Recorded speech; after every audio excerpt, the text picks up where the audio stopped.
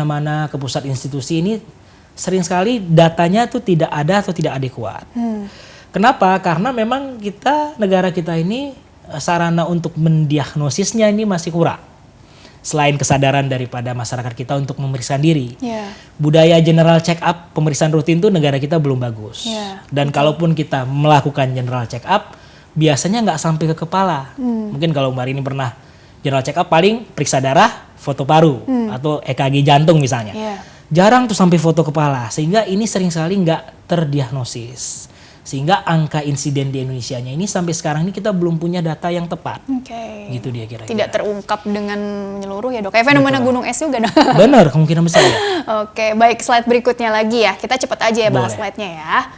Nah ini perlu dibedakan tadi tumor ganas dan tumor jinak gitu ya dok ya. Nah, ada lagi yang ingin ditambahkan? Ini yang harus diketahui masyarakat dengan baik. Bahwa begitu ada tumor dibilang wah saya kanker ya dok. Salah, kenapa? Karena kanker itu adalah tumor ganas. Tumor jinak bukan kanker. Jadi kita tidak boleh bilang, oh bapak kanker sebelum ada diagnostik pasti. Kalau untuk memastikannya memang dicurigai ke arah yang ganas kan ada biopsi, ada langkah-langkahnya ya dok ya. Pemeriksaannya juga tadi kan yang standarnya juga. Yang paling bagus konfirmasi pasti adalah biopsi. Iya. Benar. Baik, gambar selanjutnya lagi, slide berikutnya maksudnya, maaf. Bisa ditambahkan dulu. Oke, faktor resikonya yang, nah itu tadi ada pengaruh hormonal tadi ya, terpapar radiasi yang tidak aman. Radiasi yang seperti apa dulu nih gitu ya, karena nanti orang takutnya salah persepsi nih dokter. Hormonal terbukti sampai sekarang ini sudah terbukti dia sebagai salah satu makanan tumor. Jadi hormon yang masuk ke dalam tubuh kita, apalagi yang berasal dari luar, itu menjadi konsumsinya tumor untuk dia bisa tumbuh. Ya, jadi sebenarnya ini sesuatu yang harus kita sedikit wanti-wanti untuk wanita yang menggunakan KB hormonal. Karena gimana punya KB itu kan ada hormonnya, Mbak Rini ya. Nah kalau masalah radiasi, nah ini juga sesuatu yang sebenarnya penjelasannya agak panjang. Ya karena pasti yang berkembang di masyarakat, kalau kita ngomong radiasi, HP, handphone pasti kan. Walaupun handphone sebenarnya belum terbukti radiasi handphone itu merangsang pembentukan tumor. Kita ngomong radiasi yang lebih tinggi. Ya, misalnya kayak masyarakat yang hidup di bawah apa namanya itu yang tiang listrik yang banyak sutet, itu, sutet itu kan misalnya. Ini kan radiasi tinggi, Mbak. Atau yang pemeriksaan-pemeriksaan seperti di rumah sakit masuk ke dalam CT scan, radiasi-radiasi foto yang dikerjakan terlalu sering tanpa ada batasan dosis, nah ini juga beresiko. Jadi tergantung dari dosisnya ya, tingkatnya ringan, sedang, berat, atau mungkin paparannya tadi ya dok ya, seberapa sering sih. Kalau soalnya ada juga yang bilang ponsel kalau dipakai tiap hari, apalagi kan nggak bisa lepas tuh hampir berapa jam gitu ya. Itu bisa resiko juga katanya sih, tapi ya perlu penelitian lebih jauh lah ya untuk memastikannya. Baik, slide berikutnya lagi. Ini gejala yang tadi dokter sudah sampaikan ya dok ya. Sakit kepala, kejang, muntah tuh ya dok ya. Gangguan penglihatan, kelumpuhan, gangguan kognitif dan memori dan lain-lain. Wah ini bisa sampai kelumpuhan juga begitu ya dok ya. Tergantung tadi balik lagi area mana yang terkena. Lokasi dari mana, lokasi otak mana yang terganggu ya. Baik, gambar berikutnya lagi. Ada lagi. Nah ini untuk pemeriksaannya dokter, karena kan tadi budaya general check up, mungkin kita lebih apa ya, concernnya tuh kolesterol, diabetes, hipertensi, yang umum lah ya, atau mungkin tadi jantung gitu ya dok ya. Kalau untuk otak, apa mungkin kita perlu CT scan, MRI begitu dok, kalau tanpa gejala sekalipun, bagaimana dok? Ya. Memang pola pikirnya di masyarakat kita, bahkan bukan di masyarakat, di pola pikir di medis juga, di medis di rumah sakit, kadang seseorang pasien sampai harus di CT scan, MRI itu berarti ada penyakit serius. Sehingga biasanya untuk general check up tidak pernah dimasukin pemeriksaan seperti ini. Padahal sebenarnya ini pemeriksaan yang sangat bermanfaat. Lah kita organ otak ini kan penting sekali ya Pak ya. Kenapa kita tidak mau sekali-sekali periksa lah, gitu kira-kira. Mungkin ini kali ya dok ya, buat usia berapa kali ya, atau mungkin yang ada faktor keluarga yang artinya apakah semua orang, katanya kan soalnya kan gini, ada yang bilang juga kalau nggak perlu-perlu banget di CT scan atau MRI ya nggak usah lah, karena kan ada efek radiasinya juga, apalagi otak nih yang dicek gitu ya. Jadi bagaimana itu dokter? Ya, memang kalau kita ngomong faktor turunan atau faktor usia, sebenarnya tumor otak itu tidak dipengaruhi itu. Ya, faktor usia, karena dari bayi sampai orang tua lanjut usia lanjut tetap bisa mengalami tumor otak. Tetap bahwa yang kita perhatikan adalah usia degeneratif. Seseorang usia di atas 50 cenderung udah masuk dalam usia degeneratif. Bahkan sekarang makin muda, 40 juga udah masuk usia degeneratif, penuaan. Okay. Nah pada saat ini kan tubuh sudah mulai nggak kuat. Nah kita khawatirkan mulai ada perubahan-perubahan nih. Nah sebenarnya di atas usia ini kita harus sudah mulai agak rajin nih general check up. Betul. Semuanya, mau seluruh badan maupun kepalanya sebaiknya diperiksa. Oke. Ya. Tadi ada DSA juga tuh dokter, belum dijelaskan soalnya. Baik, DSA itu sebenarnya adalah untuk pemeriksaan pembuluh darah, baik di otak maupun di bagian tubuh yang lain. Nah, gimana pun kan otak ini kan dapat makan dari darah. Pembuluh darah itu yang memberikan makan ke otak. Jadi kalau misalnya ada tumor di dalam otak, otomatis akan terjadi perubahan pada pembuluh darah di otak juga. Dengan DSA ini kita bisa melihat perubahan dari pembuluh darah tersebut. Nah ini juga membantu kita, oh ini kayaknya ada suatu benda nih yang diberikan makan oleh pembuluh darah. Dan ini bisa membantu kita mendiagnosis ke arah mana tumor ini. Diagnosis ya dok Iya, ya. Oke, baiklah dokter. Kita langsung masuk ke pertanyaan email sekarang ya atau Boleh. sosial media ya. Buat pemirsa yang ingin bertanya agak panjang, bisa kirim pertanyaannya ke email kami di drkuelsinta@yahoo.co.id. Jangan lupa dengan format lengkapnya di bawah ini ya. Baik, ini seperti ada 2 pertanyaan yang sudah ditampung ya dok ya. Baik. Pertanyaannya mungkin bisa dikaitkan ke tema hari ini ya dok ya, karena ini pertanyaan agak spesifik ke penyakit-penyakit tertentu nih. Baiklah, ini dari Bapak Wahid, maaf. Bapak Wahid dari Bekasi. Dokter, ada kerabat nih yang anaknya penderita epilepsi, masih kecil, awalnya kejang, muntah-muntah. Dibawa ke dokter, diperiksa katanya epilepsi dan harus minum obat selama bertahun-tahun. Juga pantau organ-organ seperti hati, ginjal untuk lihat efek samping obatnya. Kalau mau konsul sebaiknya ke dokter anak subspesialis saraf atau dokter saraf subspesialis anak. Nah, dan apakah epilepsi juga erat dengan penyakit tumor otak? Terima kasih. Baik, langsung saja tanggapan untuk pertanyaannya ada 2 ya dok ya. Berarti konsul ke mana dan juga kaitannya ke tumor otak si epilepsi ini. Silakan dokter. Baik, terima kasih Bapak Wahid ya. Iya Pak Wahid. Baik, yang pertama ya dokter saraf subspesialisasi anak itu tidak ada. Ya, yang ada dokter anak subspesialisasi saraf. Dokter anak subspesialisasi saraf. Jadi kalau misal memang ini adalah anak, usia anak, sebaiknya dibawa ke dokter anak subspesialisasi saraf. Ya, karena beliau yang punya kompeten untuk melakukan pemeriksaan dan pengobatan. Karena ini pasiennya khusus ke anak-anak begitu ya dok ya. Mungkin ini maksudnya saraf yang menangani anak gitu kali ya. Betul, dokter anak yang menangani saraf. Aduh iya. Kurang lebih seperti itu ya, saran dari dokter gitu. Tapi nggak apa-apa juga sih ya kalau mau konsulnya ke dokter saraf gitu ya. Boleh juga. Boleh juga. Cuma biasa dokter saraf kan cenderung menangani pasien dewasa. Pasti akan ada perbedaan dosis, misal dosis obat dan sebagainya. Ini sebenarnya minta rekomendasi ya jatuhnya ya. Terus pertanyaan yang menarik juga ini epilepsi kalau dikaitkan ke tumor otak. Maksudnya bagaimana? Apakah resiko ke depan atau jadi penyebabnya si epilepsinya atau apa ya maksudnya? Nah sebenarnya epilepsi dengan tumor otak ini 2 hal yang sangat berbeda. Ini harus ditegaskan ya. Epilepsi itu adalah kejang berulang yang sebabnya itu tidak diketahui. Jadi memang listrik otaknya saja terganggu dan biasanya dimulai dari sejak usia sangat kecil atau dini. Nah kalau tumor otak yang disertai kejangnya disebabkan oleh tumor otak. Nah karena ada tumor ini mengganggu otak sehingga bisa kejang. Nah kalau seseorang anak tadi seperti misalnya Pak Wahid ini mengatakan ada yang didiagnosis epilepsi, nomor 1 harus dipastikan benar nggak ini epilepsi. Nah kalau dia memang kejang berulang, sudah diperiksa semuanya, sudah didiagnosis, tidak ada apa-apa di otaknya, tidak ada tumor, tidak ada infeksi, tidak ada perdarahan, berarti kita anggap epilepsi. Dan pengobatannya adalah minum obat anti kejang seumur hidup. Seumur hidup ya? Karena harus dikontrol terus kan. Nah tapi kalau ternyata diperiksa ada tumor misalnya, ini bukan epilepsi, tapi kejang akibat tumor. Nah berarti tumornya lah harus kita atasin agar kejangnya bisa diatasi. Gitu kira-kira. Jadi gejala tambahan bisa kejang juga. Bisa kejang juga akibat tumor. Tadi di slide ada nggak tadi seputar kejangnya? Ada tadi gejala ada umum ya, ada ya. Baiklah. Kurang lebih seperti itu ya kaitannya. Baik, ini pertanyaan selanjutnya dari Umi dari Jakarta nih. Dokter, ibu saya usia 50-an mengalami infeksi telinga atau otitis media. Kata bagian THT-nya infeksinya sudah lama. Saya dengar bisa bahaya jangka panjang abses otak kalau tidak ditangani segera.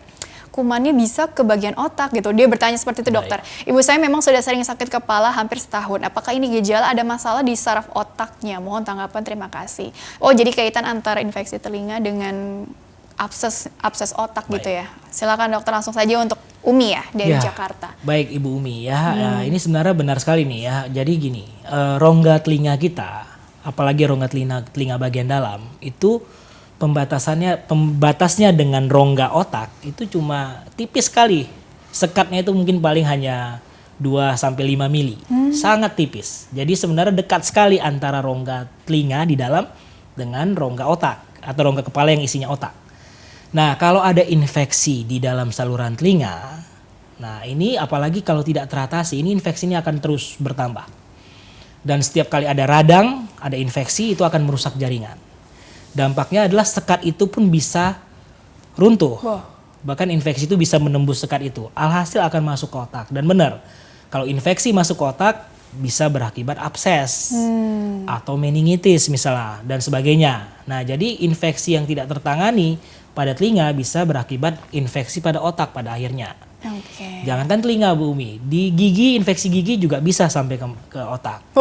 Ya kan? Jadi semuanya, artinya karena salurannya ini tadi dekat sekali. Dekat ya, kurang lebih seperti itu ya Bu Umi ya. Baiklah dokter, kita jeda dulu sebentar, nanti dilanjutkan kembali seputar pengobatannya lebih detailnya lagi seperti apa di segmen selanjutnya ya. Baiklah pemirsa, jangan kemana-mana, tetaplah bersama kami. Kami akan kembali sesaat lagi.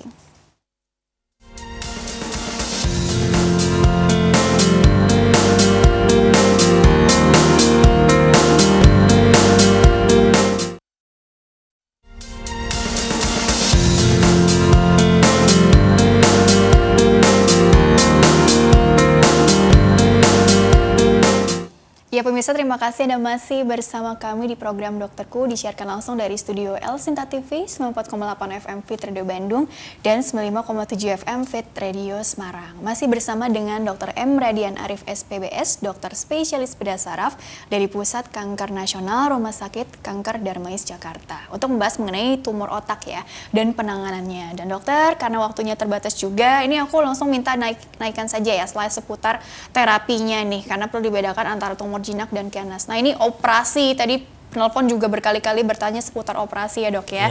Jadi mohon penjelasannya, operasi ada radioterapi dan juga kemoterapi. Silakan dokter. Ya, opsi atau pilihan pengobatan untuk sebuah tumor itu ada 3 memang. Operasi, radiasi, dan kemo. Nah cuma tergantung dari jenis obat, jenis tumor dan ganas atau tidak. Ya, jadi kalau tumor jinak umumnya tidak sensitif dengan radioterapi atau kemo. Makanya biasanya tumor jinak tuh tidak kita radiasi dan tidak kita kemoterapi. Ini secara umum. Biasanya tumor jinak tuh pengobatannya cuma satu, jadi operasi, diangkat. Dan setelah diangkat, apalagi kalau kita bisa angkat banyak atau angkat total, tuntas kalau tumor jinak. Nah kalau tumor ganas ini lain. Kalau kita operasi, walaupun kita angkat misalnya bisa semua, tetap aja pasti akan ada sisa-sisa sel-selnya. Dan ini harus dihabiskan atau dimusnahkan dengan radioterapi atau radiasi dengan kemo juga. Diberantas. Harus dihilangkan semuanya. Walaupun sudah kita lakukan dengan cara ini, sudah kita lakukan sebersih mungkin, tetap aja yang namanya tumor ini ada kemungkinan muncul lagi, apalagi tumor ganas. Jadi makanya pengobatan untuk tumor ini sifatnya jangka panjang, Mbak. Follow up terus gitu ya. Follow up terus ya. Baiklah, kurang lebih seperti itu. Slide berikutnya lagi.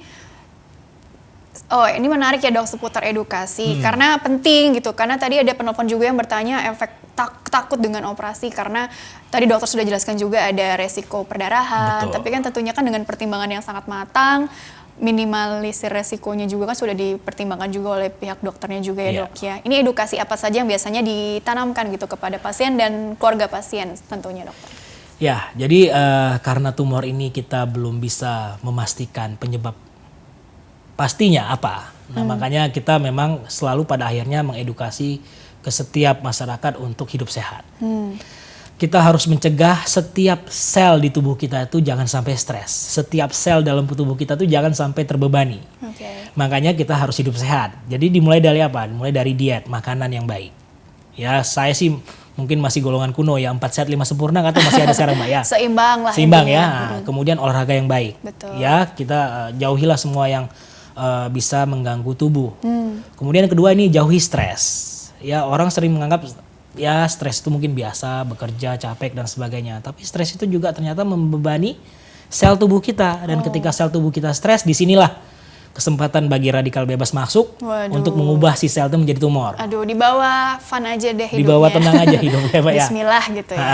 Oke. Nah, hindari pemakaian zat obat hormonal yang tadi ya, Dok ya. Ini karena sebagian besar tumor, apalagi tumor otak ini makanannya adalah hormon. Sebaiknya kita hindarilah ada hormon yang masuk dari luar ke dalam tubuh. Apakah berupa obat, apakah berupa mungkin sekarang kontrasepsi misalnya. Nah, ini sebaiknya diminimalkan. Ya mungkin kita kontrasepsi masih perlu untuk pengaturan jumlah penduduk kan ya, tapi coba dikonsultasikan dengan baik dengan dokternya ya. Jadi janganlah kita mengonsumsi obat hormonal yang berlebihan. Itu kira-kira, Mbak. Karena pertimbangkan efeknya juga terhadap gitu ya. tumor ya. Baik, tadi di slide terakhir kalau nggak salah ada yang belum dibahas juga deh. Tadi poin apa ya? Bisa ditampilkan lagi nggak? Oh iya, ya pada intinya hindari terpapar radiasi yang tidak aman gitu ya, Dok ya. Tapi tadi balik lagi, Dok, pentingnya screening gitu ya, Dok ya. Tadi budaya general check up yang perlu dibangun gitu ya, Dok ya, untuk area kepala kita, area otak kita gitu ya. Terus juga pentingnya juga deteksi dini ya, Dok ya, kalau memang arahnya ini ke cancer tadi gitu ya, Dok ya. Nah, untuk mengubah persepsi ini kan butuh waktu gitu ya, Dok ya, butuh proses yang panjang. Biasanya mungkin dokter juga selain melibatkan pasien itu sendiri dan keluarga pasien, mungkin di Dharmais sendiri ada mungkin nggak sih kerjasama juga dengan komunitas atau bagaimana? Intinya adalah kita bersama-sama untuk meningkatkan awareness kita semua nih terhadap ada loh ini tumor otak, bisa jinak, bisa ganas, dan tentunya kan kalau dengan ditekan itu semua kan bisa mengurangi beban negara, beban keluarga, semuanya gitu. Kira-kira bagaimana, Dokter? Ya, sebenarnya kalau komunitas untuk masyarakat atau pasien penderita tumor tuh ada dan banyak sebenarnya di Rumah Sakit Dharmais itu banyak. Bahkan komunitas atau yayasan independen di luar rumah sakit itu juga banyak. Ya, masyarakat tuh bisa gampang sekali mendapatkan informasi dari berbagai sosial media. Yang akurat ya, Dok ya. Akurat sekali ya. Dan itu juga bekerja sama dengan Rumah Sakit Dharmais, karena terus terang terima kasih ya kepada beberapa yayasan komunitas itu yang datang membawa pasien ke rumah sakit, Dok ini ada yang sakit gini. Membantu kita sekali lah agar kita bisa menangani dengan baik. Benar. Nah, ini memang nomor satu peran kita juga dari medis, dari dokter, dari rumah sakit untuk terus memberikan informasi, memberikan pengertian kepada masyarakat tentang penyakit, tentang apa yang harus dilakukan untuk deteksi dini tadi, Mbak. Tapi ya juga kita berharap masyarakat juga lebih concern tentang kesehatan ya, karena masyarakat nih apalagi kalau usia masih produktif, masih muda, cenderung merasa bahwa ya badannya akan sehat terus. Nanti kalau udah usia agak lanjut nih baru nih mulai kita pikirkan tentang masalah kesehatan kan. Nah, lebih dini lebih baik lah ya. Lebih cepat lebih baik, jelas pasti. Baik, Dokter, karena waktunya terbatas, closing statementnya singkat saja mengenai tumor otak, silakan. Ya, tumor otak ini pada zaman sekarang ini kita harus agak sedikit beda persepsinya. Mungkin zaman dulu kalau seseorang didiagnosis tumor otak itu sama saja seperti divonis mati. Ya, mungkin 20 tahun, 30 tahun lalu seperti itu. Kalau sekarang saya katakan tidak. Kalau sudah misal dikatakan Anda mengalami tumor otak, jangan langsung berpikir ini vonis mati. Bahwa kita punya sarana diagnostik, kita punya sarana pengobatan yang bisa menangani tumor ini. Baik sifatnya untuk penyembuhan, kuratif, atau paling tidak kontrol. Agar terkontrol nih penyakit, dan survival hidupnya itu juga bagus. Ya, dulu kita bisa, seorang dokter dulu bisa mengatakan, Pak, usia tinggal 6 bulan. Nah, ini kan terlalu kejam lah untuk didengar ya. Tapi kalau sekarang ternyata usia bisa 5 tahun, 10 tahun dengan produktivitas aktivitas yang sangat baik. Baik, gitu, Dokter. Terima kasih Dokter Andra telah berbagi ilmunya di sini. Insya Allah membawa banyak manfaat untuk orang banyak. Sukses dan berkah selalu untuk dokter dan ilmu dokter. Sukses juga untuk Rumah Sakit Kanker Dharmais Jakartanya selalu ya. Baiklah pemirsa, jangan lupa tema besok itu seputar batuk yang sudah lama nih dan bagaimana penanganannya. Bagi Anda yang ingin ditanya langsung seputar keluhan batuk Anda, silakan besok bergabung dalam dialog interaktif di 021 2520 666 atau bisa juga kirim pertanyaan ke email kami di drkuelsinta@yahoo.co.id dengan format lengkap seperti di bawah ini. Terima kasih telah mengikuti program Dokterku. Jangan lupa untuk terus ikuti program Dokterku setiap Senin sampai Jumat. Akhir kata, saya Rini Ayuning Tias beserta seluruh kru yang tugas mohon undur diri dari hadapan Anda. Terima kasih dan sampai jumpa.